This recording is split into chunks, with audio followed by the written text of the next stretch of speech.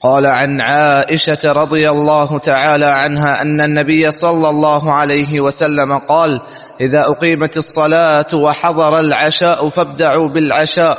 أو عن ابن عمر نحوه متفق عليه. ولمسلم عن عائشة رضي الله تعالى عنها قالت سمعت رسول الله صلى الله عليه وسلم يقول لا صلاة بحضرة الطعام ولا هو يدافعه الأخبثان. جزاک اللہ خیر.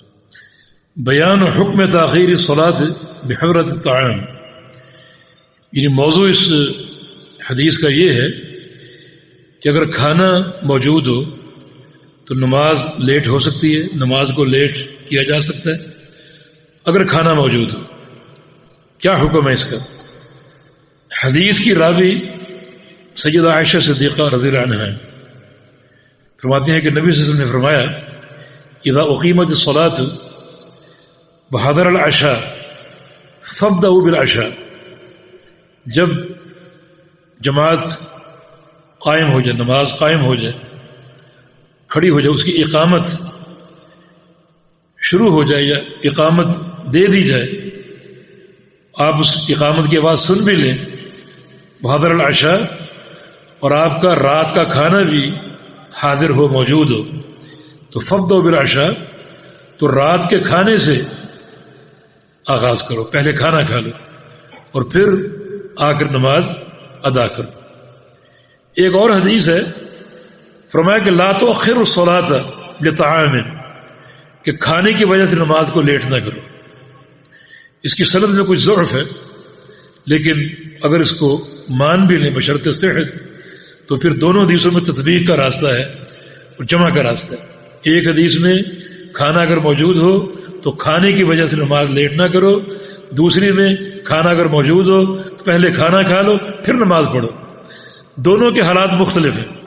اگر کھانا موجود ہو اور آپ کو کھانے کی طلب نہ ہو، بھوک نہ ہو، اور آپ سمجھتے ہیں کہ میں بڑے آرام سے اطمینان سے نماز ادا کر لوں گا اور پھر کھانا بھی اطمینان سے کھا لوں گا، تو پھر پہلے نماز ادا کرنی چاہیے. اور اگر کھانا موجود ہو اور نماز بھی قائم ہو جائے اور آپ کو بھوک تنگ کر رہی ہے اور کمزوری محسوس ہو رہی ہے اور کھانا لیٹ کرنے میں نقصان کا اندیشہ ہے، تو پھر آپ پہلے کھانا کھا لیں پھر نماز پڑھ لیں. یہ شریعت کی سماحت، شریعت کی برکت اور شریعت کی وسعت ہے جو اللہ پاک نے عطا فرمائی. ابن قیم رحمہ اللہ فرماتے ہیں 10 چیزیں ایسی جن کو روکنا نقصان دہ ہے. 10 چیزوں کو روکنا نقصان دہ ہے.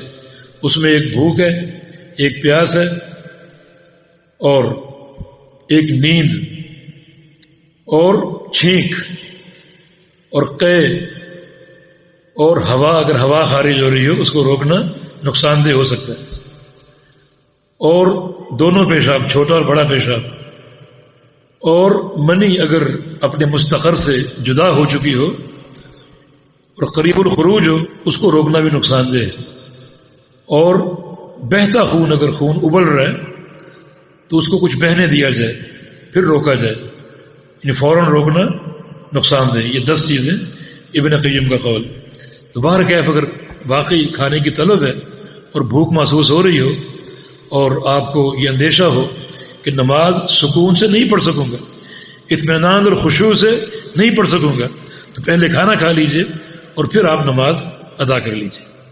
ابو سفیان بن عیینہ رحمہ اللہ، ان کی مجلس میں ایک اعرابی آیا طلب حدیث کے لیے، 2-4 مہینے رہا، پھر جانے لگا تو سفیان نے پوچھا کہ تم نے ہماری حدیثیں سنی ہیں، تمہیں کون سی حدیثیں پسند آئیں؟ کہا کہ 3 حدیثیں. ایک یہ حدیث اذا حضر العشاء والعشاء فابدؤوا بالعشاء، یہ حدیث پسند آئی، اور دوسری کان رسول اللہ صلی اللہ علیہ وسلم یحب الحلوہ، کہ نبی علیہ السلام حلوہ، مٹھاس پسند کیا کرتے تھے، اور تیسری لیس من البر الصیام فی السفر، کہ سفر میں روزہ رکھنا نیکی نہیں ہے. یہ 3 حدیثیں مجھے پسند آئی. باہر کیا ولمسلم عن عائشہ رضی اللہ عنہا قالت سمعت رسول اللہ صلی اللہ علیہ وسلم یقول لا صلاة بحضرة طعام ولا وهو يدافعه الاخبثان. صحیح مسلم میں ام المومنین کی روایت ہے فرماتے ہیں کہ میں نے نبی علیہ السلام سے سنا، فرماتے ہیں کہ لا صلاۃ بحضرت طعام، کھانے کی موجودگی میں نماز نہیں ہوتی، ولا وہو یدافع الاخبثان، اور نہ ہی اس وقت نماز ہوتی ہے جب دو خبیث چیزیں اسے دفع کر رہی، دو خبیث چیزیں، اشارہ پیشاب اور پخانے کی طرف، یہ دو حاجتیں اسے دھکیل رہی ہوں کہ جاؤ جا کر قضاء حاجت کرو، اور وہ ان کو روکے اور نماز پڑھ رہا ہو، اس کی نماز قبول نہیں ہوگی۔ پہلے کھانا کھا لو پھر نماز پڑھو، اور پہلے اپنی حاجت جو ہے وہ قضا کرو، پوری کرو، اور پھر نماز پڑھو، کیونکہ نماز میں سکون، اطمینان، رقت قلبی، حضور قلبی اور خشوع جو ہے وہ مطلوب ہے۔